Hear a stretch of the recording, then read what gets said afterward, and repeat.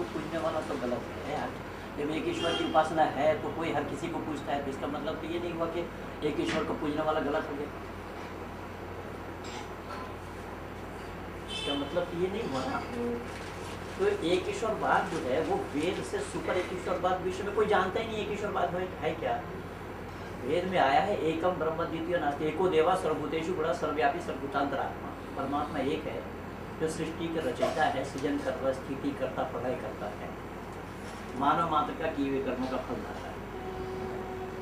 केवल इतना ही नहीं, वेद में और भी आया है न द्वितीय न तृतीय चतुर्थ न पूछते न पंचम न षष्ठः सप्तम न पूछते न अष्टम न दसम न पूछते। 1 से लेकर के 10 तक गिना के कहा कि वो परमात्मा केवल एक है, वो 2 नहीं, 3 नहीं, 4 नहीं, 5 नहीं, 6 नहीं, 7 नहीं, 8 नहीं, 9 नहीं, 10 भी वो केवल एक है।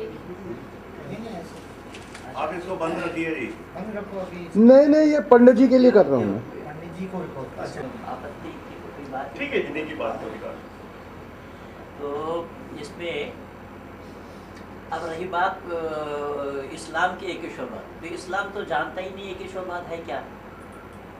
ला इलाहा इल्लल्लाह तक तो ठीक है, वो तो हम भी कहते हैं कि नहीं है कोई माबूद सिवा अल्लाह के। वेद में एक ने एको देवा सर्वभूतेषु गुणः जब बोला ना, ओम विश्वानि देव सवितर दुरितानि परासुव यद भद्रम तन्नासुव, हे सकल जगत का उत्पत्ति करता, समग्र ऐश्वर्य युक्त शुद्ध स्वरूप सब सुखों के दाता परमेश्वर, आप कृपा करके हमारे अंदर से संपूर्ण दुर्गुण दुर्व्यसन और दुखों को दूर कर दीजिए। जो कल्याणकारक गुण कर्म स्वभाव और पदार्थ है वो सब हमको प्राप्त कराइए।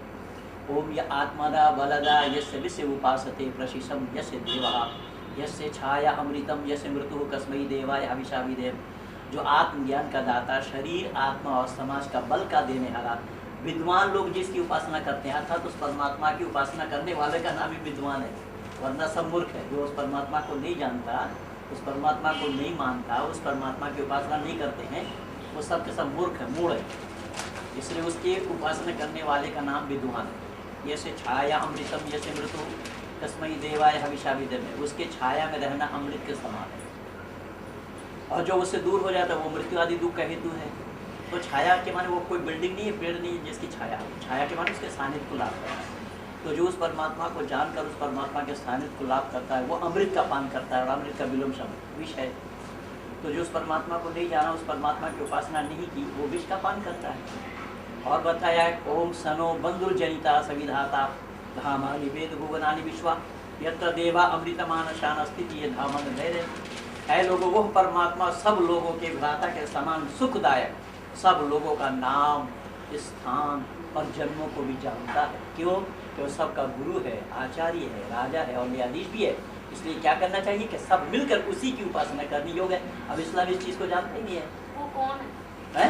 वो उसी का नाम परमेश्वर, सृष्टि करता, स्थिति करता, प्रलय करता।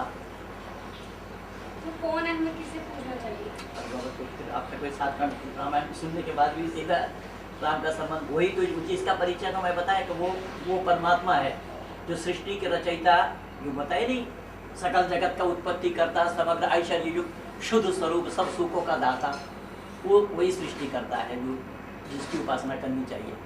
तो अभी 4-5 मंत्र में 6-7 सुना दिया बोल के, सब उसी परमात्मा की चर्चा आई है। उसी परमात्मा को छोड़कर और किसी की उपासना करनी नहीं चाहिए। और जो करता है वो उसके छाया से नहीं, वो अमृत को पान नहीं करता, वो विष को पान करता है। वेद कह रहे हैं इस बात को। जो कुरान नहीं जानता, ला इलाहा इल्लल्लाह तक तो ठीक है, नहीं है कोई माबूद सिवा अल्लाह के, लेकिन जब तक ला इलाहा इल्लल्लाह कहते कहते किसी मुसलमान के जुबान से झाग निकल करके वो मर भी जाता, तभी वो मुसलमान नहीं बन सकता। जब तक मोहम्मदुर रसूलुल्लाह ना कहे, मोहम्मद को अल्लाह का रसूल जब नहीं मानता है तब तक वो मुसलमान नहीं बन सकता। तो केवल इतना ही नहीं, दूसरा कलमा में अशहदु अल्ला इलाहा इल्लल्लाहु वहदहु ला शरीक लह व अशहदु अन्न मुहम्मदन अब्दुहु व रसूलुहु, गवाही देता हूँ मैं नहीं है कोई माबूद सिवा अल्लाह की, है ना।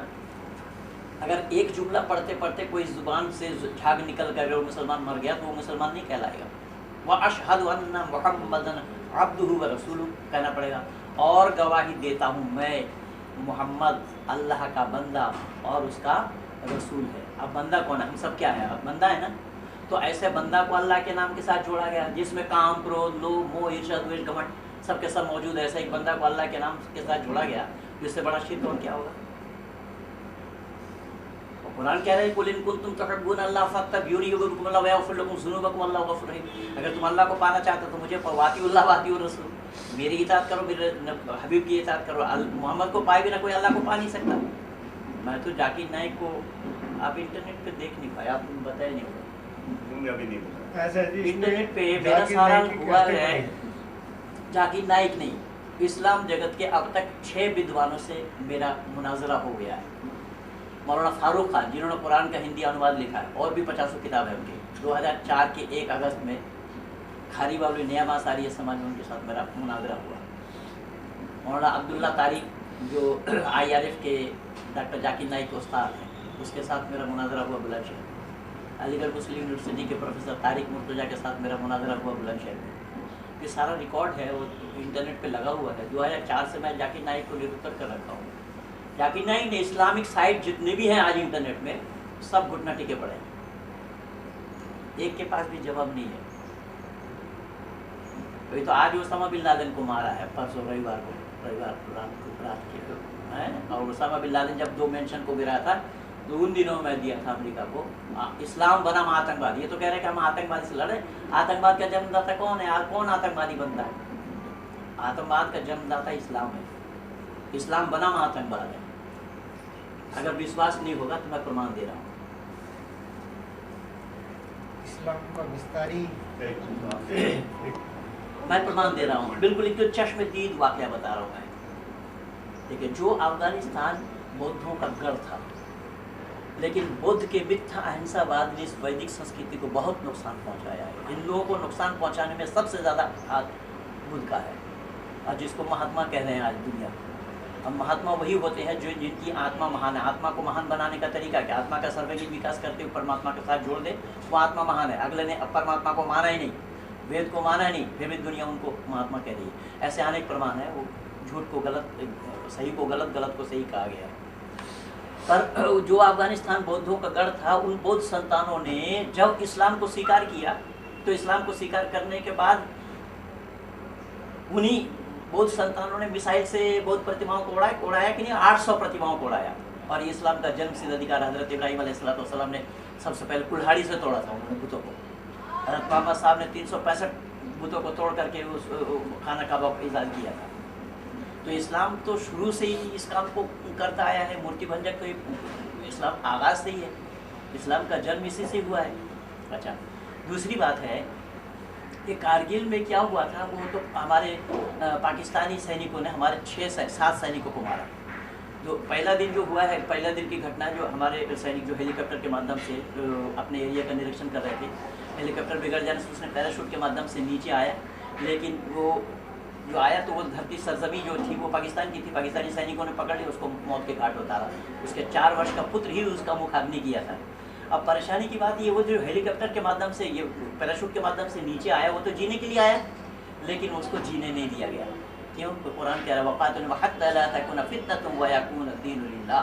जब तक अल्लाह का दीन तमाम दुनिया में फैल ना जाए, काफिरों को जहाँ पाओ वही कत्ल करो। केवल इतना ही नहीं, उसके बाद 6 सैनिकों को मारा। ये बिल्कुल आंखों देखा हाल में बता रहा हूँ। उसके बाद क्या हुआ? बांग्लादेश राइफल्स फोर्स वालों ने हमारे भारत के 16 सैनिकों को मारा। पाकिस्तान ने केवल 7 को मारा था, बांग्लादेश ने 16 को मारा। कौन बांग्लादेश? वो बांग्लादेश जिस बांग्लादेश को भारत के सहयोग से आज़ादी मिली। बांग्लादेश के 10 करोड़ मुसलमानों को आज़ादी दिलाने के लिए भारत ने न मालूम कितने सैनिकों को गंवाए, कितना पैसा खर्च किया। इतना सब कुछ होने के बावजूद भी बांग्लादेश राइफल्स फोर्स वालों ने भारत के 16 सैनिकों को मारा। उसके ऊपर मेरा कैसेट बना हुआ है और इंटरनेट पे लगा हुआ भी है। उसमें मैं यही दर्शाया हूँ, बांग्लादेश राइफल्स वालों ने यही कहा कि भारत में राज करने वाले काफिरों, हमें मत डराओ, हम डरने वाले नहीं, हम अल्लाह के फौज है। ओसामा बिन लादेन ने भी कई बार कहा था। ओसामा बिन लादेन का एक बेटा बहुत पहले ही कहा था, उन दिनों में जब अमेरिका का कन्वेंशन को गिराया गया था, कि मेरे बाप को पकड़ नहीं सकता अमेरिका, हम अल्लाह के फौज हैं। बांग्लादेश राइफल्स फोर्स वालों ने कहा हम लोगों ने जो कुछ भी किया वो तो कुरान के हुक्म के मुताबिक किया, अल्लाह के हुक्म के मुताबिक किया, कुरान के अनुसार किया।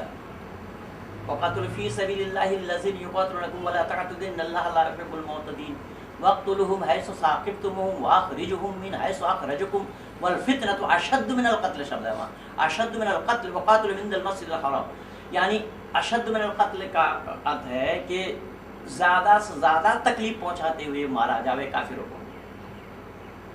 कैसा? एक दाहिना हाथ काटा जाए तो बायां पांव काटो, और सभी पत्रिका में सभी पत्रकारों ने कहा अमानवीय तरीके से मारा। मैं नहीं कह रहा हूँ, उस समय के सभी पत्रिकाओं में सारा कटिंग रखा हुआ है मेरे पास, और हो सकता है मैं अपने मोबाइल में दिखा भी दूँ काफिरों को मारने का तरीका क्या हुआ था पहले। अब डिलीट नहीं हुआ होगा तो मैं दिखा भी दूंगा। तो काफिरों को मारने का तरीका तो कुरान में ही बताया है। मैं कुछ खजाना लेकर के भी आया हूँ। कुरान में काफिरों को मारने का तरीका अल्लाह ने बताया है कि काफिरों को कैसा मारना चाहिए, और बांग्लादेश राइफल्स फोर्स वालों ने केवल उन्हीं आयतों पर अमल किया। वाजपेयी जी और आडवाणी जी चिल्ला रहे थे कि शेख हसीना माफ़ी मांगने के लिए आ रही है। वो विदेश गई हुई थी, वो सीधा लौटी बांग्लादेश, फौरन चुनाव हुआ, शेख हसीना मुस्लिम लीग से चुन करके आई, शेख हसीना के तख्ता पलट हो गया। माफ़ी मांगना तो दूर की बात, उन्होंने साफ शब्दों में कह दिया कि हम डरने वाले नहीं हैं, तुम्हें मालूम नहीं है, हमने तुम्हारी मर्दांगी को देखा। क्या देखा? बोले लाल किला के अंदर में आतंकवादी डाल करके दिखा दिया, रघुनाथ मंदिर को ध्वस्त करके दिखा दिया, नाथद्वारा मंदिर को भी ध्वस्त करके दिखा दिया, वहाँ क्या नाम है गोधरा कांड करके दिखा दिया। एक मंदिर को तो ऐसा तोड़ा जो जिसको गुजरात से दिल्ली उठा करके लाने में तुम्हें मजबूर होना पड़ा।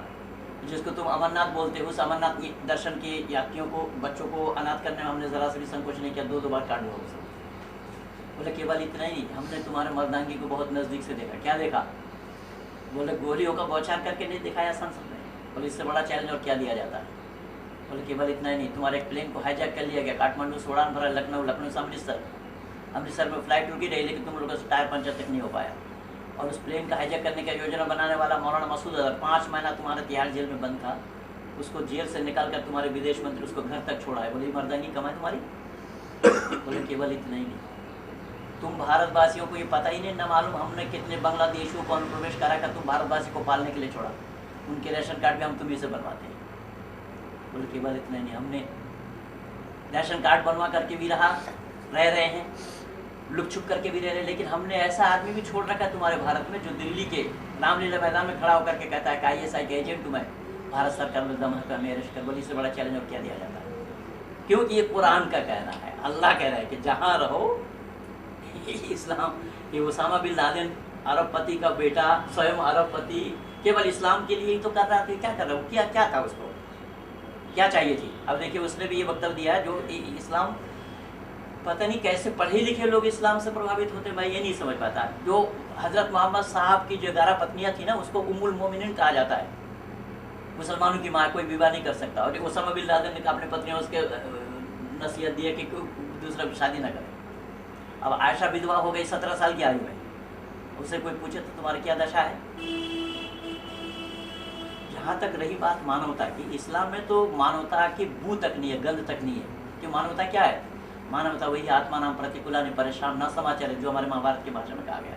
वेद का आत्मा सर्वभूत, समस्त आत्माओं को अपनी आत्मा के समान जानना। लेकिन कुरान में समस्त आत्माओं को अपनी आत्मा के समान जानने की बात तो है नहीं कहीं। वहाँ सूरह फातिहा कोई देखिए, सूरह बकर कोई देखिए, सूरह फातिहा ही से शुरू होना अल्हम्दुलिल्लाहि रब्बिल आलमीन अर्रहमानिर रहीम, तमाम तारीफ अल्लाह के लिए। बोला अल्लाह कौन है? वो रहम करने वाला मेहरबान है।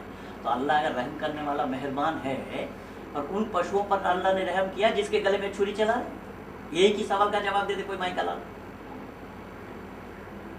और हमारे यहाँ हमारे ऋषि ने कहा कि हिंसा करने वाला कभी परमात्मा को पा नहीं सकता। और कुरान कहता है अल्लाह को प्यारा है कुर्बानी, कुर्बानी कुर्बानी कुर्बानी। तो जब हिंसा करने वाला परमात्मा को पा नहीं सकता, और वो कहता है कि हिंसा करने से ही अल्लाह को पाया जा सकता है, तो कहाँ इसकी तुलना किससे करेंगे? जिस लड़के की आवाज़ अभी सुन रही थी ना, इसके बाप 2 मदरसा चलाता है अजमेर में, और यह मौलाना अग्निवेश का दोस्त है। वो इनके पास लगभग 1500 बच्चे पढ़ते हैं, लेकिन उसी का ही बेटा को मैंने देर में बना दिया। आज ससुर वेद कंठस्थ, वेद हो गया सामने करता है। तो जादू वही है जो सर के ऊपर चल करके। यही कारण बना कि समग्र इस्लाम को जाने बिना, इस्लाम को समझे बिना, इस्लाम को धर्म कहना या कुछ और बातों से संबोधित करना, ये मानवता के परे की बात है। देखिए ये सब मेरा साइड है, इसमें डॉक्टर जाकिर नाइक को खुला चैलेंज दिया, open challenge doctor Zakir Naik Pandit Mahendra Pal Arya. इसमें अब तक जितने लोग मेरे साथ जुड़े हुए हैं, ये हालांकि बहुत पुराना है, इस समय 75,000 लोग मेरे साथ काम कर रहे हैं। ये सारा खजाना सब इंटरनेट पे आप पा जाएंगे।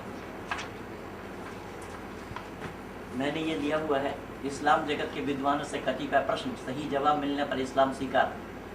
अब तक जिनके साथ मेरा डिबेट हुआ है वो मेरा 14 कैसेट है, 7 CD है, 7 DVD। और यूरोप में भी बना है कुछ CD DVD, भारत में भी बना है, जो शास्त्रार्थ में है तो सबके CD DVD सब इंटरनेट पे लगा हुआ है। मैंने यहाँ दिखाया कि जब तक धरती पर कुरान है विश्व में शांति का आना संभव ही नहीं है। मैं क्या नहीं, मैं सारा कुरान का हवाला देकर के लिखा हूँ, सारा कुरान का प्रमाण है, सब कुरान की आयतें हैं इसमें, कुरान है, हदीस है, सबका मैं प्रमाण दे करके दिया। कुरान में गैर मुस्लिमों को जीने का हक नहीं, कहाँ कहाँ कुरान में कहाँ गया है उसका सारा प्रमाण दे रखा हूँ। और मैं पॉपुलर हुआ, इंटरनेट पे आया मैं केवल इसी आर्टिकल के कारण। बहन तबलीन सिंह है जो टेलीग्राफ में लिखती हैं और कई पत्रिकाओं में भी लिखती हैं, वो उसका एक तबलीन सिंह नाम तो है, तो पंजाबी महिला, लेकिन मुसलमान से शादी करके उसने अपना नाम तबलीन रख दिया और सिंह को छोड़ रखा इसे। तो इसका एक आर्टिकल मैं पढ़ा कि कुरान में गैर मुस्लिमों को मारो काटो लूटो पीटो की बातें नहीं है। तो उन दिनों में मेरे पास कंप्यूटर नहीं था, मैं दूसरे के पास बैठ करके देखता था, ये 2005 की बात है। तो इस आर्टिकल को पढ़ने के बाद मैंने फ़ौरन 7 पृष्ठ लिख करके दिया कि कुरान में गैर मुस्लिमों को जीने का हक नहीं, और इसमें तबलीग सिंह को एड्रेस करके दिया कि कुरान में कहाँ कहाँ गैर मुस्लिमों को किस तरीके से मारो, कैसे कैसे मारो, ये सब बातें इसमें हैं। बहन तबलीग सिंह जी, अब आप बताइए, क्या आपका आदेश का पालन करना मुसलमानों के लिए फ़र्ज़ है क्या? लेकिन कुरान का हुक्म मानना, अल्लाह का हुक्म मानना, ये मुसलमान मर्द और औरत के लिए फ़र्ज़ है। क्यों? कि उनके हुक्म मानेंगे तो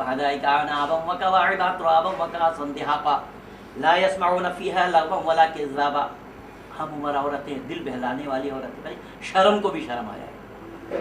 जन्नत में क्या मिलेंगे? बस जन्नत के लिए ही तो कर रही है सब। क्या कि इस्लाम केवल जो लोग अल्लाह ने दिया जन्नत का, यहाँ कुछ नहीं मिलना है, मरने के बाद ही मिलेगा सब।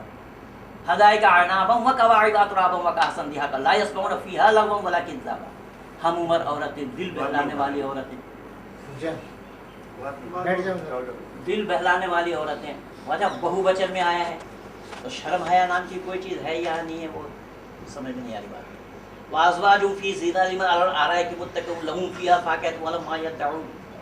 वहाँ पर मुसहरी लगाकर, मच्छरदानी लगाकर, तकिया लगाकर, रेशम का कपड़ा पहनकर, बड़ी बड़ी आँख वाली, वो शराब के प्याली लेकर के आएंगे, वो अच्छा लगते हुए, जैसा अंडा, रेशम का कपड़ा पहनकर जिसमें पूरा तन दिखाई दे। भाई वो देखने वाले कैसे होंगे? और वो जो खातून होंगी, जो महिलाएं होंगी, वो भी तो जन्नत में जाएंगी। और किसी महिला ने देख लिया अपने पति को किसी और महिला के साथ ये सब इस तरीके की रंगलीनियाँ बना रहे हैं, तो सहन कर जाएंगे क्या? और बशारत तो सब पुरुषों के लिए है कि वहाँ शराबन तहुरा वबशिरिल लज़ीना आमनु व अमिलुस सालिहात अन्न लहुम जन्नातिन तजरी मिन तहतिहा अल-अनहार कुल्लमा रुज़िक़ू मिनहा मिन समरतिन रिज़्क़ा क़ालू हाज़ा लज़ी रुज़िक़ना मिन क़ब्लु औतू बिही मुतशाबिहा व लहुम फ़ीहा अज़वाजुन मुतहहरतुन व फ़ीहा ख़ालिदून। ये बशारत है अल्लाह के लिए, उनको दाखिल कराया जाएगा जन्नत में, दाखिल कराएंगे जिसके नहरें, जिसके नीचे नहरें जारी हैं। शराब पवित्र शराब, यार शराब हराम है, वहाँ अगर अल्लाह शरबत कह देते तो क्या बिगड़ता अल्लाह का? शराब लिखने में भी 4 हुरूफ लगता है, शरबत लिखने में भी 4 हुरूफ लगता है। शराब दुनिया में हराम है, वहाँ हलाल हो गया। वह शराब तहूरा बता दिया गया, वह शराब पवित्र शराब हो गया, वो शराब भी पवित्र हो गया, और दुनिया में आया तो हराम हो गया, और वो सर दुखने वाला नहीं है। वह हम उम्र औरतों से, दिल बहलाने वाली औरतों से, तो ये सब करने के लिए ही कुरान में दिया हुआ है। इसलिए मैं कि अब देखें धरती पर जीने का हक किसको है। कुरान के इन आयतों से अल्लाह ने मुसलमानों को साफ कह दिया है कि अल्लाह को, रसूल को, क़यामत को, इस्लाम जैसे दीन हक को माने और उसे कत्ल कर दो, क्योंकि अल्लाह का आदेश है। मेरी प्यारे बहना तबलीग सिंह, जब आप ही बताएं कि मुसलमान अल्लाह का आदेश माने या आपका, अगर आपके आदेश का पालन कोई करे तो आप उसे अकेले धन्यवाद तो देंगी, किंतु याद रखना आपके आदेश का पालन करना किसी मुसलमान मर्द और औरत के लिए फ़र्ज नहीं है, किंतु अल्लाह का हुक्म मानना मुसलमान मर्द और औरत के लिए फ़र्ज है। ना मानने पर सज़ा याफ्ता, सज़ा दी जाएगी। जहन्नुम के आग में डाला जाएगा।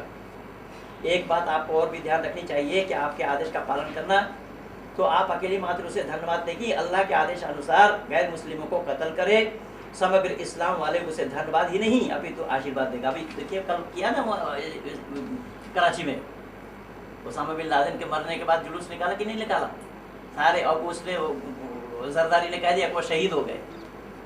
इससे पहले उसको भी कहा था, सद्दाम को भी कहा था वो शहीद हो गए। और शहीद के माने क्या है? शहीद के माने जो मरता नहीं है, इस्लाम की दृष्टि में जो अल्लाह के रास्ते में प्राण गंवाता है वो शहीद कहलाता है। काफिर के हाथ से मर जाने वाला शहीद कहलाता है।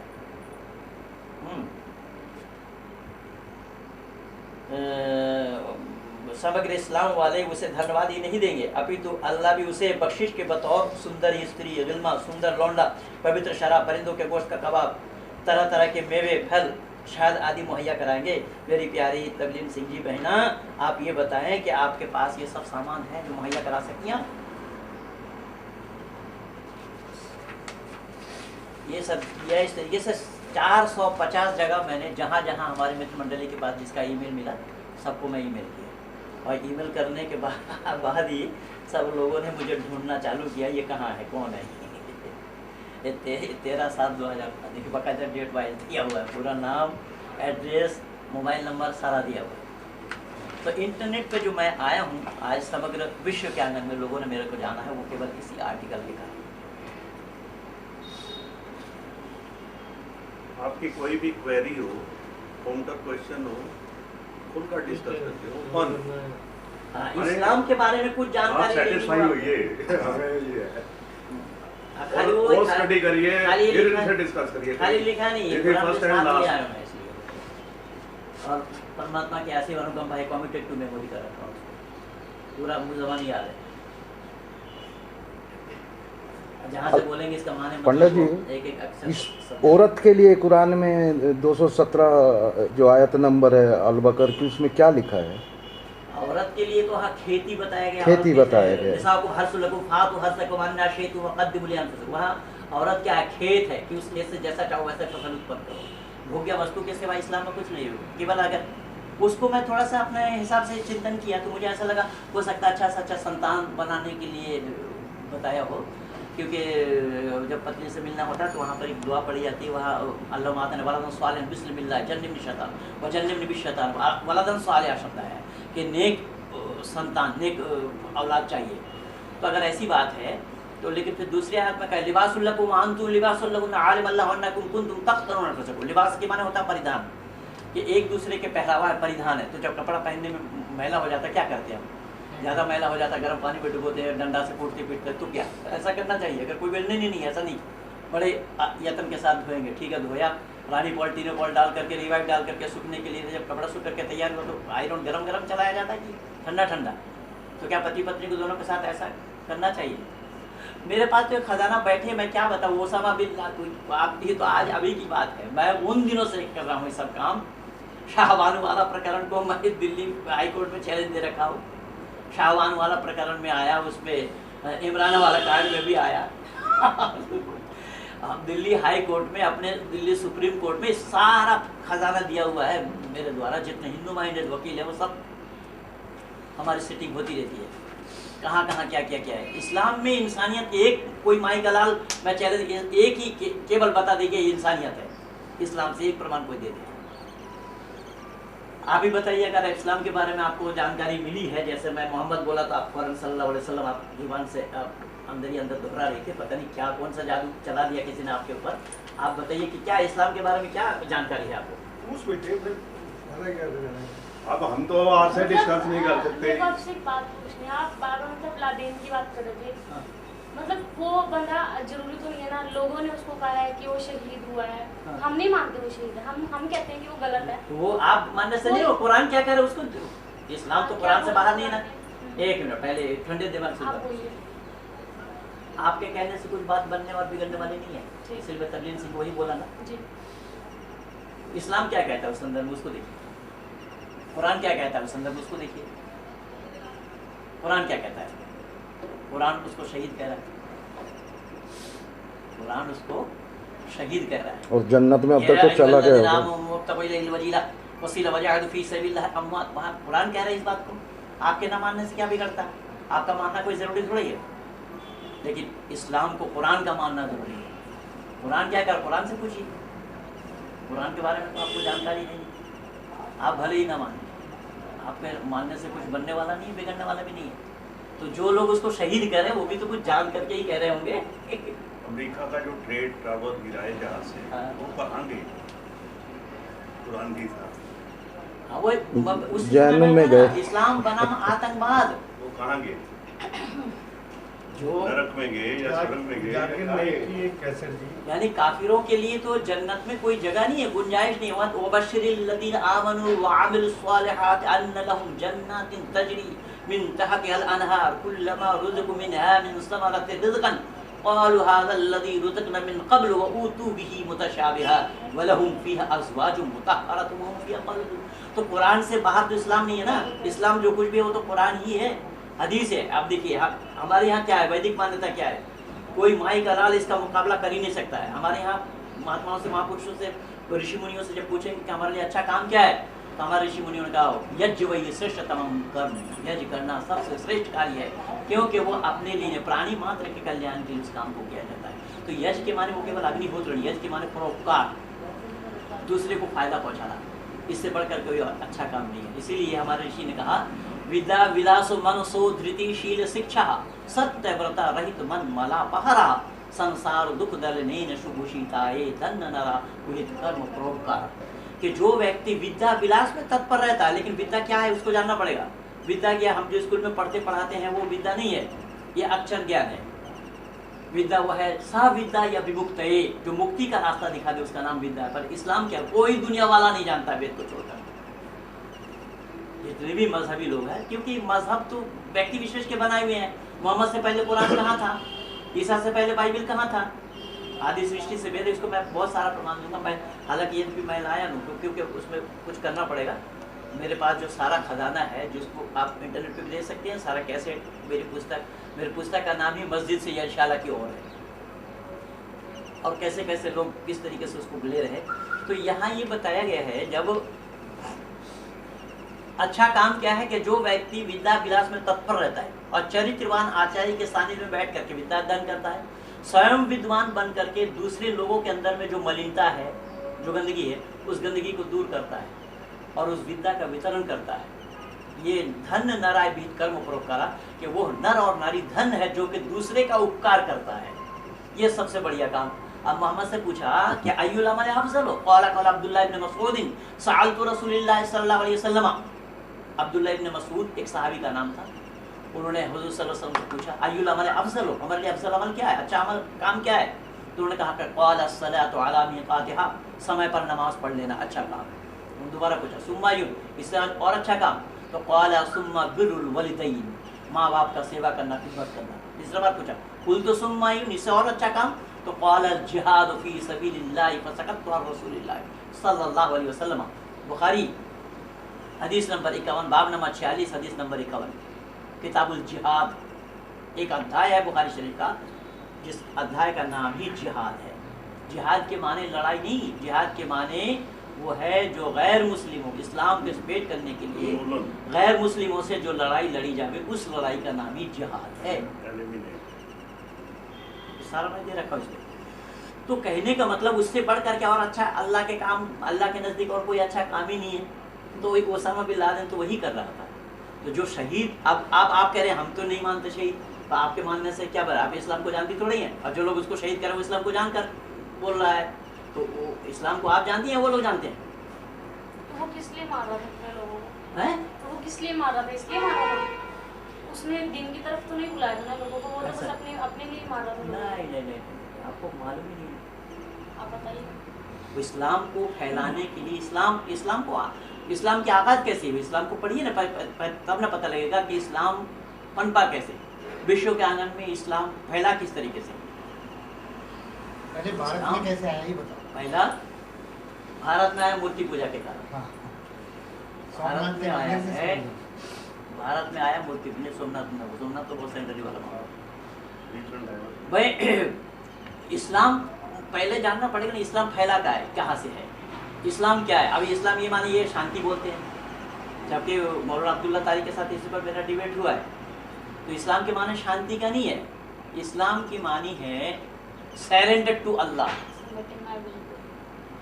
यानी पूरा समर्पित कर देना।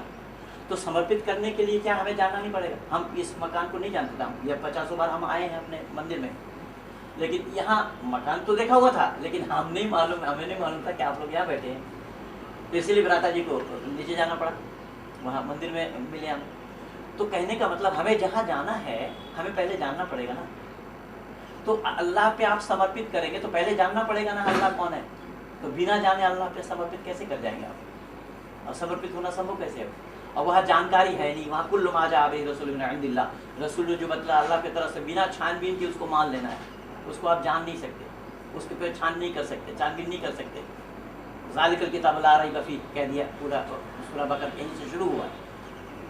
कोई शक व शुबा की गुंजाइश नहीं इस किताब के अंदर, कोई शक व शुबा की गुंजाइश नहीं इस किताब के अंदर।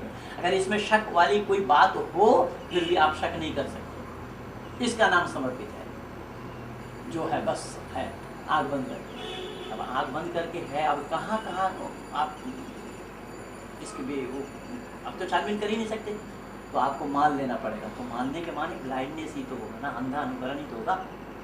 तो परमात्मा ने बुद्धि किस काम के लिए दी है? बुद्धि से काम लेने के लिए, लेकिन इस्लाम में अकल में दखल नहीं है। इस्लाम बताया कि नहीं, तुम अपने अकल से काम लो। हाँ, ईमान मुफस्सिल ईमान मुज़म्मिल नहीं है। आमन्तु बिल्लाहि व मलाइकतिही व कुतुबिही व रुसुलिही वल यौमिल आखिर वल क़द्रि खैरिही व शर्रिही मिनल्लाहि तआला वल बअस बअदल मौत। ये आमन्तु बिल्लाह, ईमान लाता में अल्लाह। ईमान के माने होता है विश्वास। यद्यपि विश्वास हम भी करते हैं परमात्मा पर, लेकिन हम जितना भी विश्वास क्यों न करें, इस्लाम की दृष्टि में हमें ईमानदार नहीं कहा जाएगा। हमें तो खत मुर्तिद कहेंगे, हम उससे कन्वर्ट होकर कहें। इसलिए बाकी इतर जितने भी हैं गैर इस्लामी, वो सब के सब काफिर हैं। उसको सदाचारी नहीं माना जाएगा, जितना सदाचारी क्यों ना हो, वो ईमानदार नहीं है, वो सब के सब काफिर हैं। आमन वो मलाइका, मलाइका मान फरिश्ता, फरिश्तों को मैं मानता हूँ। वह कुतुबी और उनकी किताबों को मैं मानता हूँ। वह रुसुली और उनके रसूलों को मैं मानता हूँ। वल यौमिल आखिर और आखिरत के दिन को मैं मानता हूँ। वल क़द्रि खैरि व शर्रि मिनल्लाहि तआला वल बअस बअदल मौत, कि अच्छे बुरे का किस्मत को अल्लाह ने बनाया और मौत के बाद वाली ज़िंदगी में जन्नत में और जहन्नुम में जाना है। इन बातों को जो बिना छानबीन के मान लेते हैं, तस्लीम करते हैं, कबूल करते हैं, वो होते हैं इस्लाम के मानने वाले, समर्पण करने वाले, जो सरेंडर टू अल्लाह कहा जा रहा है। अब वहाँ जब अच्छे बुरे का किस्मत को अल्लाह ने बनाया, तो फिर अल्लाह सदा क्यों देगा हमें? जहन्नुम में भी तो जाएंगे, मुसलमान भी जाएंगे जहन्नुम में। ये नहीं कि केवल काफिर, मुसलमान भी जाएंगे, पर जहन्नुम को भोगने के बाद फिर जन्नत में जाए, उनको डाला जाएगा। लेकिन काफिरों के लिए जन्नत में गुंजाइश नहीं है। तो कहने का मतलब, जब बुरा अच्छे बुरे का किस्मत को अल्लाह ने बनाया, तो फिर वो कर्म पर कहाँ चला गया?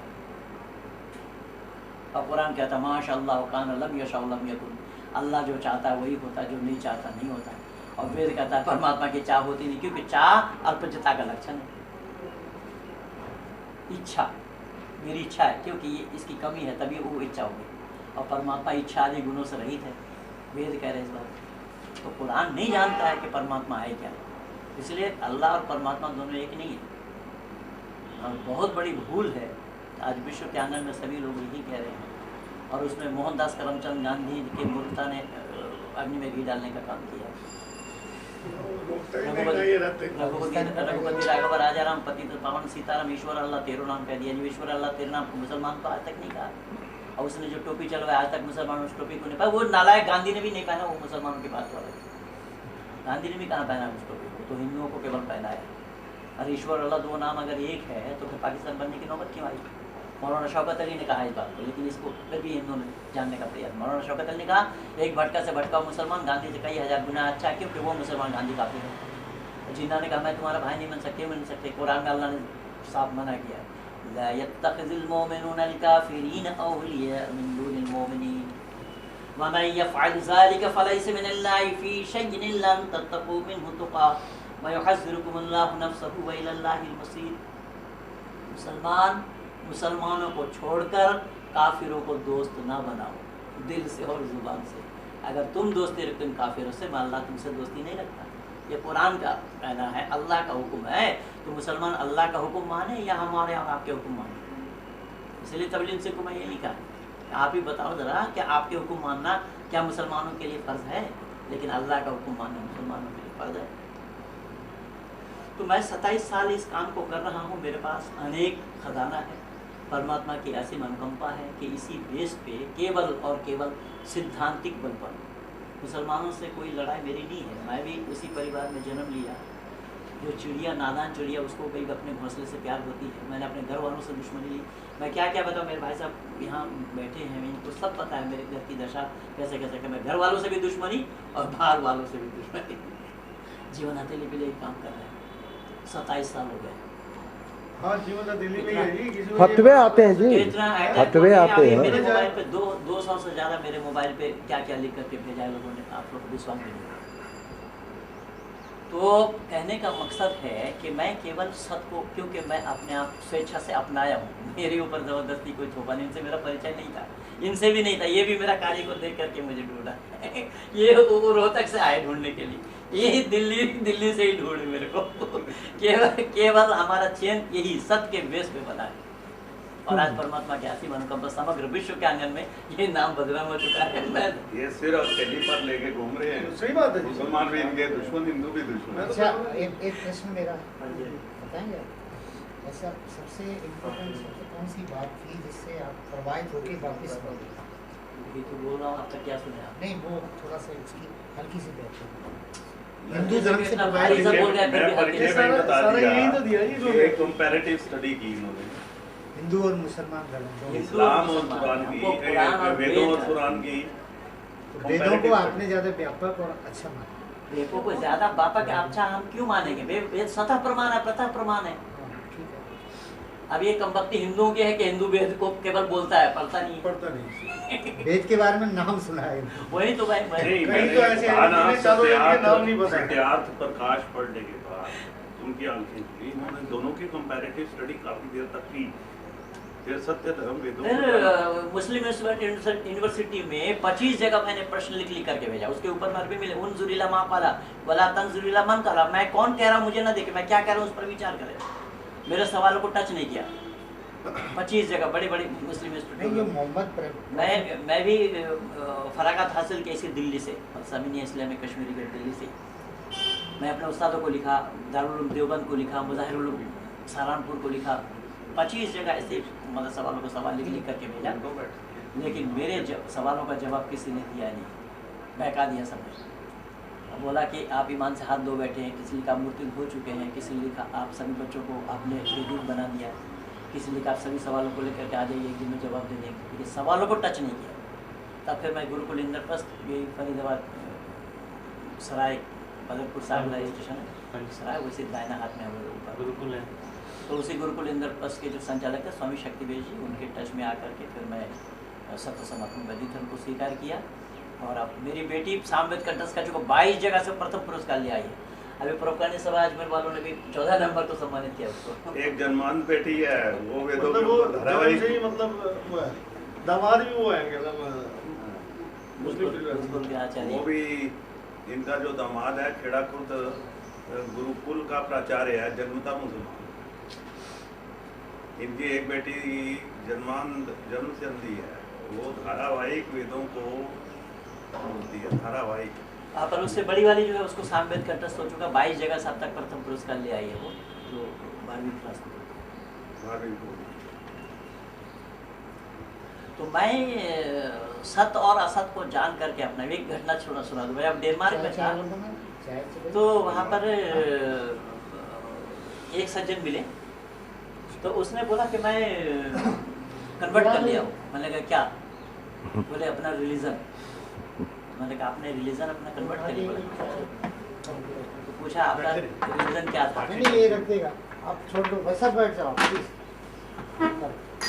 तो उसने बोला कि मैं ईसाई था। पानी और बाल मिला।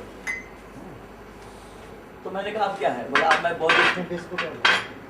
तो मैं विद्यालय जा रहा हूँ, अहम विद्यालयम गच्छामि, अहम विद्यालयम गच्छामि, 3 बार कह रहा हूँ। अगर कोई ये कहे कि गच्छामि विद्यालयम अहम, तब भी कोई ग्रामर के दीक्षित से गलती नहीं। अब कोई ये कहे कि गच्छामि अहम विद्यालयम, तब भी कोई गलती नहीं। कोई विद्यालय गच्छामी अहम बोले तब भी कोई गलती नहीं। यानी तीनों वाक्य को आगे पीछे ऊपर नीचे करने के बाद भी कोई ग्रामर के दृष्टि से कोई गलती नहीं है, ये है। इसीलिए मानव मात्र का भाषा संस्कृत है। अभी किसी मुल्क वालों को, मैं ये कुरान से ही सिद्ध किया हूँ, किसी मुल्क वालों की भाषा में परमात्मा का ज्ञान नहीं होना। परमात्मा का ज्ञान किसी मुल्क वालों की भाषा में हो जाए तो परमात्मा पर पक्षपात का आरोप लगेगा, दोष लगेगा। इसीलिए वेद संस्कृत में है, क्योंकि संस्कृत ही एकमात्र भाषा है। आज परमात्मा की ऐसी मनोकंपा है, हालांकि आपको भी विश्वास नहीं होगा, मैं 32 साल की आयु में आकर के हिंदी और संस्कृत सीखा हूँ। मैं हिंदी का नहीं जानता था, संस्कृत का सा नहीं जानता था। और मेरे परिवार में धोती भी, मैं पहला व्यक्ति जो मैं धोती पहना हूँ, मेरे परिवार में धोती पहनना भी काफिराना लिबास, नहीं तो ऊंचा सा पजामा पहन के घूमते थे। तो अच्छा अच्छा, तो अल्लाह को अच्छा लगता था। तो 32 साल की आयु में आकर के मैंने हिंदी और संस्कृत पढ़ना शुरू किया गुरुकुल इंदौर में। यहीं रख दे बेटा, यहीं रख दे, जिनको लेना होगा। इससे पहले मैं हिंदी जानता ही नहीं था। तो ये सब करने के बाद मैं इस कुरान से ही हवाला दिया कि एक ही मात्र भाषा है जो संस्कृत, जिसको संस्कृत को अरबी जुबान में कहता हूँ उम्मुल लिसान, उम्म के माने मां, लिसान के माने जुबान, सभी जुबान की जननी है संस्कृत। तो जब मैं हॉलैंड में जितने रेडियो स्टेशन, चाहे आमस्टरडम में हो, दिन हाग में हो, रोटरडम में हो, जितने रेडियो स्टेशन है, 3 महीना लगातार लाइव प्रोग्राम चलता रहा मेरा। तो एक मुसलमान ने सवाल किया कि आपके पास क्या प्रमाण है कि संस्कृत ही मानव मात्र की भाषा है?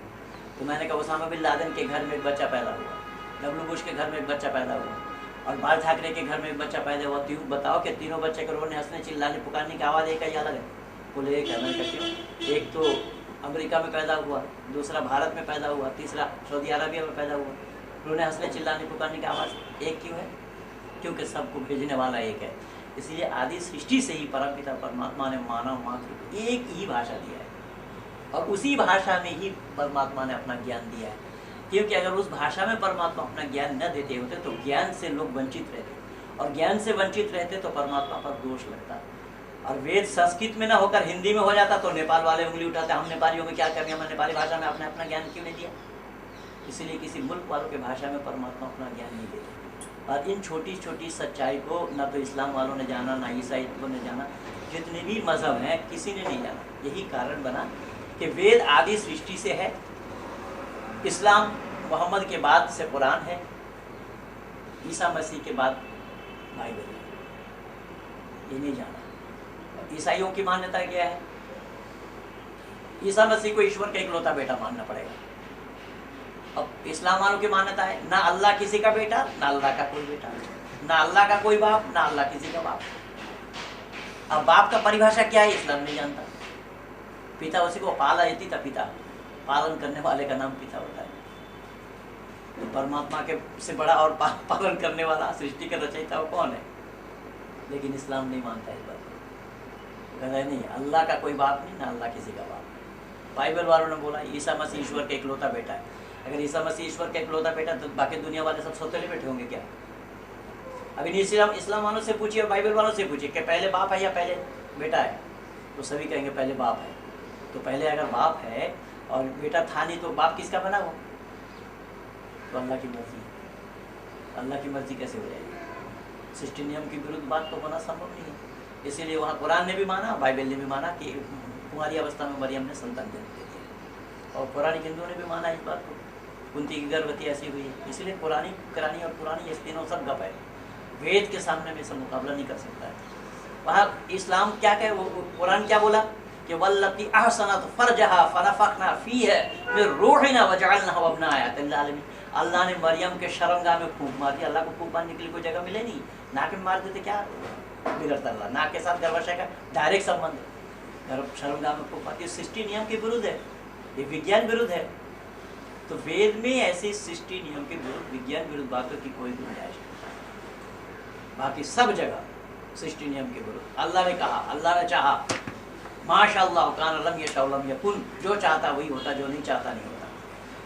इन्नल्लाह यर्ज़ुक़ु मन यशा बिग़ैरि हिसाब, अल्लाह ताला जिसको चाहते बेहिसाब रोजी दे देते। हम यहाँ पर 8-10 लोग बैठे हैं और जिसको चाहे अल्लाह बेहिसाब रोजी दे दे, तो औरों के साथ न्याय होगा या नहीं होगा? कुरान का अल्लाह न्यायकारी भी नहीं है। जबकि कुरान ही गवाह है इसका, इन्नल्लाह ला यज़लिमु मिस्क़ाला ज़र्रा व इन तुक हसनतिन युज़ाइफ़ुहा, कि अल्लाह ताला ज़रा बराबर भी जुल्म नहीं करते। तो एक प्रकार के जुल्म नहीं होगा किसी को बेतहाशा दे देना, क्या ये अन्याय नहीं है? हिसाब से देना चाहिए, लेकिन कुरान का अल्लाह हिसाब वाला है ही नहीं। अल्लाह वहाँ इन्नल्लाह ला यज़लिमु मिस्क़ाला ज़र्रा व इन तुक हसनतिन युज़ाइफ़ुहा कह दिया कुरान में कि अल्लाह ताला ज़रा बराबर भी जुल्म नहीं करते। आप देखिए 2000 साल पहले एक आदमी मरा, 200 साल पहले एक आदमी मरा, 2 साल पहले एक आदमी मरा, 2 दिन पहले एक आदमी मरा, अब एक आदमी मरा, और क़यामत के दिन सबको एक साथ उठाया जाएगा। तो ज़्यादा दिन कब्र में सज़ा किसने भोगी? तो अल्लाह न्यायकारी कैसे हो जाएगा? हमको वेद का अभी हवाला देने की आवश्यकता नहीं, हम कुरान से ही कुरान का ऐसे तैसे करके रख दिया है। अच्छा, रूह तब तक कब्र में ही रहती है? हाँ, इल्लीन और सिज्जीन 2 जगह कैद कर दिया। अच्छा, मिट्टी नहीं मिलती उसमें, रूह होती है। हाँ, तो सोल इज नॉट डेथ तो नेवर ना। नहीं, इसका मतलब कुरान ये मानती है कि रूह और पैदा होती रहती है। हाँ, रूह अल्लाह तो बनाते रहते हैं और पिछली को कब्र में रखते रहते हैं। इल्लीन और सिज्जीन 2 जगह है, नेककार को इल्लीन में और बदकार को सिज्जीन में ये कैद कर दिया जाता है, क़यामत तक वही रहेंगे। जबकि कुरान से पुनर्जन्म में 4 जगह से प्रमाण दे दिए। इसके ऊपर भी बहुत सारा प्रमाण मेरे पास मौजूद है। या कुरान वाले नहीं मानते पुनर्जन्म, लेकिन मैं 4 जगह से हवाला दे दिया, कुरान में भी पुनर्जन्म है। मेरा अल्लाह ने साफ कहा, कैफ़ तकफुरून बिल्लाह व कुंतुम अमवातन फ़अहयाकुम सुम्मा युमीतुकुम सुम्मा युहयीकुम सुम्मा इलैहि तुरजऊन। कैसे झुठलाते तुम अल्लाह को? तुम्हारे में जान नहीं था, तुम मुर्शिद अवस्था में थे, मैंने तुम्हें जिंदा किया, फिर मारे जाओगे, फिर जिंदा किया जाएगा, फिर मारे जाओगे, फिर जिंदा उठाया जाएगा। ये क्या है? इसको पुनर्जन्म नहीं है मानना, क्योंकि अल्लाह के ज़िम्मे में, परमात्मा के ज़िम्मे में यही काम है। पर अल्लाह, इस्लाम वाले नहीं जानते परमात्मा होता क्या है। सही पूछिए, कोई भी ये जितने भी मजहबी ग्रंथ है ना, मजहबी ग्रंथ वालों को परमात्मा के बारे में धारणा ही गलत है। महदूद एक शख्स को ही अल्लाह माना है, जो 7वां आसमान पर बैठता है, बाइबल में 4था आसमान पर बैठता है और डिक्टेटरशिप चलाता है। अब देखिए वह कुरान में अल्लाह ने वयहमिलु अर्श रब्बिका फौक़हुम यौमइज़िन समानिया बोला कि अल्लाह ताला क़यामत के दिन 7वां आसमान से नीचे को उतरने लगेंगे, जिस सिंहासन पर बैठ करके उतरेंगे उसको 8 फरिश्ते थामे हुए होंगे, रोके हुए होंगे। तो अल्लाह को मुजस्सिम होना जरूरी होगा। ये फरिश्ते कहाँ पे खड़े हैं? 1 मिनट दीजिए। अल्लाह, कुरान का अल्लाह शरीरधारी है, मुजस्सिम है, लेकिन वेद कहता अशुक्र वकाया, वो बाबा तुलसी बिना पग चले सुने बिनु काना, वो बिना पैर का चलने वाला, बिना कान का सुनने वाला। वेद जो अशुक्र वकायम शब्द है वेद के अंदर, परमात्मा को काया नहीं, कोई छवि नहीं, प्रतिमूर्ति नहीं, ना तस्य प्रतिमा अस्ति, ईश्वर की कोई प्रतिमा नहीं, कोई प्रतिछवि नहीं, कोई प्रतिमूर्ति नहीं। अब आपके साथ घटना ये घटी कि कौवा कान ले गया वाला, आपने अपने, अब वो आपकी गलती नहीं है, वो हिंदू घराने वालों की गलती है। क्योंकि मुसलमान जितना भी अमीर हो या गरीब हो, अमीर आदमी होगा तो वो कॉन्वेंट में भेजेगा, जा रहा है, लेकिन घर में आएगा तब उसको कुरान रटना है, उसको कायदा पढ़ना है, चाहे मदरसा में जाकर के पढ़े, मस्जिद जाकर के पढ़े, या घर में माँ बाप के पास पढ़े। लेकिन यहाँ है नहीं कोई। जितना गरीब होगा, रिक्शा चलाने वाला, उसके घर में बच्चा पैदा हुआ तो 100 रुपया दे करके मौलवा को बुला करके उसको कान में अजान अब तक भी सुनाई जाएगी। सैनेटिक वर्सेस, हमारे यहाँ सैनेटिक नहीं है, सैटेनिक वर्सेस। तो उसमें हमारे यहाँ भी नियम है, लेकिन हम करते नहीं हैं। तो खैर, तो मैंने निवेदन किया कि कुरान के संदर्भ में जब आप अल्लाह को देखेंगे ना, तो अल्लाह में मैं हज़ारों, और अल्लाह तो मकर करने वाला है, वह मकरू व मकर अल्लाह वल्लाहु खैरुल माकिरीन। अल्लाह का तुम मकर करने वाला, मैं भी मकर करता हूँ, मैं तुमसे बड़ा मकर करने वाला हूँ। मकर के माने होता है धोखा। तब कुरान का अल्लाह ही बंदों के साथ धोखा करेगा, इसलिए मैं लिखा हूँ इसमें कि बंदों को देख कर मुनकिर हुई है दुनिया, कि ऐसे बंदे हैं जिस खुदा के, वो खुदा कोई अच्छा खुदा ना हो। जबकि ये शेर मेरा नहीं है, ये बड़ा पुराना है, इस्लाम वालों ने दिया है इसको। तो कहने का मतलब है कि अल्लाह के बारे में पहले जानना पड़ेगा हमें। सबसे बड़ी भूल हमारी ये हो रही है कि हम जानना नहीं चाह रहे, और जानकारी दी भी नहीं जा रही। बाप दादा को मालूम नहीं तो हमें कोई जानकारी दी। हिंदुओं के साथ सबसे बड़ी परेशानी यही है कि हमने अपने को नहीं जाना, दूसरे को पहचानते कहाँ से। और हमें ना जानने के लिए यही सिर्फ जितने भी ये गुरुडमवाद है ना, इन सब गुरुओं ने गड़बड़ जाला किया। ये मुफ्तखोर बना दिया, फोकटबाज बना दिया, हरामखोर बना दिया हिंदुओं को। ये मुफ्त में सब कुछ प्राप्त करना चाहते हैं, यहाँ तक ईश्वर पर भी हाथ साफ करना चाहते हैं, जो कभी भी संभव नहीं है। यही कारण बना कि हिंदू अपने देव देवी को पूजने के बाद इनकी तृप्ति नहीं होती कि उस मज़ार में भी जा पहुँचता जिस मज़ार में इस पिता का कातिल ही क्यों ना सोया पड़ा हो। कौन बचाएगा हिंदुओं को? हम लोगों को तो अपने घर को संभालने में, आप देखिए आप अपनी घर की हैं, आपके साथ हमारे इतना माचापति के इतना, अगर किसी मुसलमान के साथ करते हो तो उसको अब तक मैं मिलवा लेता है। अब ये भी क्या होती है सुनो, हमारे? अब आप हमेशा को अपनी केली बनाओ, माने उसकी कंपैरेटिव स्टडी कुरान और इस्लाम की दोनों की होनी चाहिए, वेदों की। मनीषा एक लड़की बहरौली में रहती है, तो उसका मौसेरा भाई वो ऑस्ट्रेलिया रहता है, योगेश, तो वो कभी मेरे साथ रहा है यहाँ अक्सर काम करते रहे। तो जब आया उसने देखा कि ऐसे ऐसे वो कुरान पढ़ना नमाज़ पढ़ना ऐसा, तो बोले कैसा क्या है, तो उसने फिर बोली, तो उसने बोला कि चल पंडित जी से परिचय करा दिया। तो पंडित जी से मिलाया, मैंने कहा कि भाई क्या मामला है, तो बोले फरहाद नाम के वो रावलपिंडी में बैठा है इंटरनेट के माध्यम से सब मामला हो रहा है, वो पाकिस्तान में बैठा बैठे इसको मुसलमान बना दिया। ये भी तो यही हुआ ही हैं?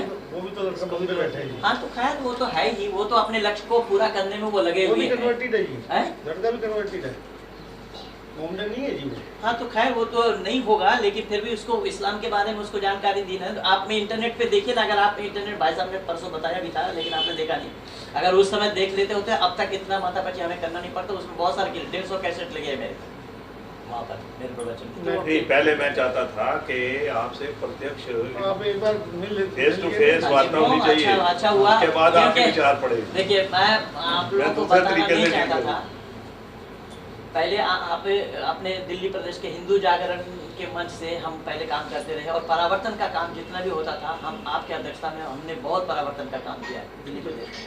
तो फिर विश्व परिषद को आवश्यकता पड़ी आधिकारिक रूप में, तो फिर वो वहाँ ले लिया। तो परावर्तन का काम मैं आज से नहीं, मैं जब से आया हूँ तब से ही कर रहा हूँ और मेरा टारगेट होता है इस्लाम जगत के विद्वानों का। मैं तो ऐसी लड़की चाहता हूँ, आप तैयार करो विद्वान जो नहीं, जो बिल्कुल। हमारी भटकी बहनों को संभाले। मैं आपको प्रॉमिस करता हूँ आपसे कि कहीं पर भी कोई आपके जानने वाले हैं उसको मेरे से मिलाइए और मेरे से वार्तालाप कीजिए। वो फरहाद के साथ यही हुआ था, तो उसने बोला कि अल्लाह के बारे में आपको क्या जानकारी है। मैंने कहा तुम्हारे पास मीटर कौन सा है, कैसे नापोगे तुम? तो बोले नहीं मीटर तो नहीं है, लेकिन आप बताइए कि क्या। मैंने कहा कि ले लीजिए। तो मैंने कहा कि कैसा है, तो अल्लाह के बारे में क्या आप बताना चाहेंगे? मैंने कहा अल्लाह सब जगह है या नहीं है? बोले साहब अल्लाह सब जगह ज़र्रे ज़र्रे में है। तो मैंने कहा अल्लाह ज़र्रे ज़र्रे में है? बोले हैं। मैंने कहा अल्लाह जहन्नुम में भी है? तो नाउज़ बिल्लाह। मैंने कहा क्यों? तो ज़र्रे ज़र्रे की माने क्या होता है? कन कन में। जब अल्लाह तुम्हारा कन जहन्नुम में नहीं होगा तो कन कन होगा कैसे? भाई सर्वव्यापक का मानी ये होता है ना, जन्म स्थल में और गगन में हर जगह होना। और अल्लाह जहन्नुम में कैसे होगा? तो नाउज़ बिल्लाह कह दिया। बौखला करके कहा कि साहब आपको क्या पता, आप तो माँ के पेट में नुतफा के तौर पर 4 महीना पड़े थे, अल्लाह ने 4 महीने के बाद रूह डाल दिया, फिर आप 10 महीना 10 दिन रहे, फिर बाहर आए। मैंने कहा अल्लाह ने रूह कब डाली? बोले 4 महीना के बाद। मैंने कहा वो अकल का दुश्मन इतना ही बता दे, बिना रूह का तू दिन कैसे गिना? छोड़ के भाग गया वो।